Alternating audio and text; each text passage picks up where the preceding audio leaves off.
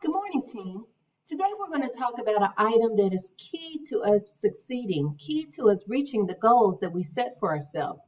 That item we're going to talk about is confidence.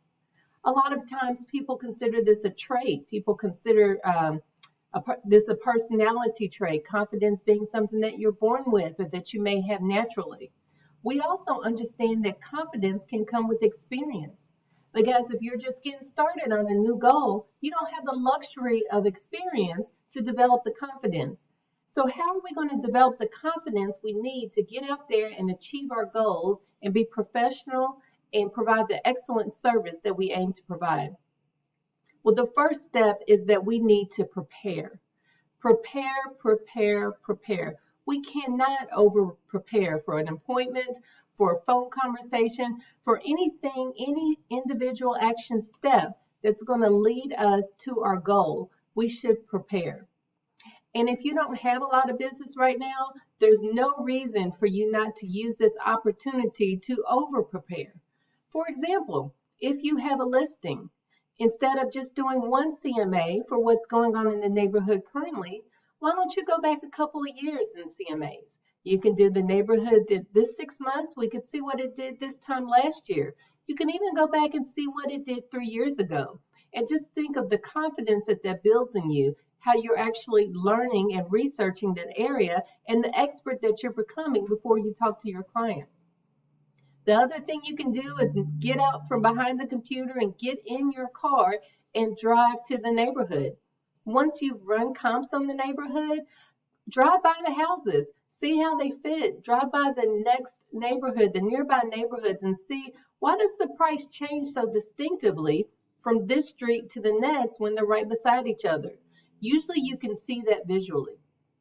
Also, be sure to Google the area. Are there new developments coming? Is there a new restaurant coming nearby? Is there a new school opening? Make sure that you're aware of what's going on in the neighborhood.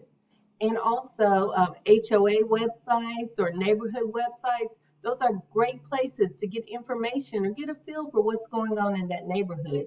Prepare, prepare, prepare. So you'll be the expert when you talk to your client or your potential client. The same is true with buyers. If they're interested in a specific area, drive through that area. Get a feel for it. Do a CMA on the neighborhoods, they say, before you even find a house to show in it. Look at the pendings in the neighborhood so we get a feel for, these are the type of houses that come in this area because the buyer selected it for a reason.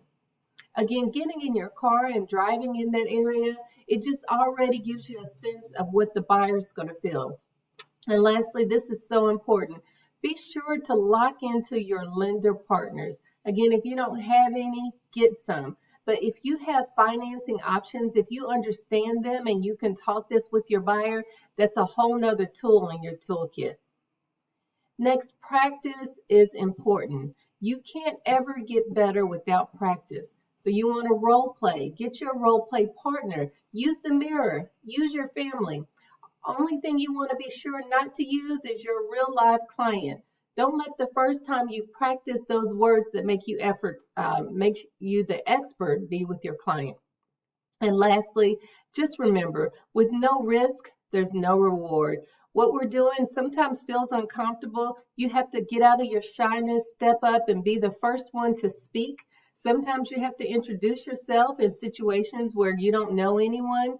But the worst outcome that you can actually encounter in these situations is a no.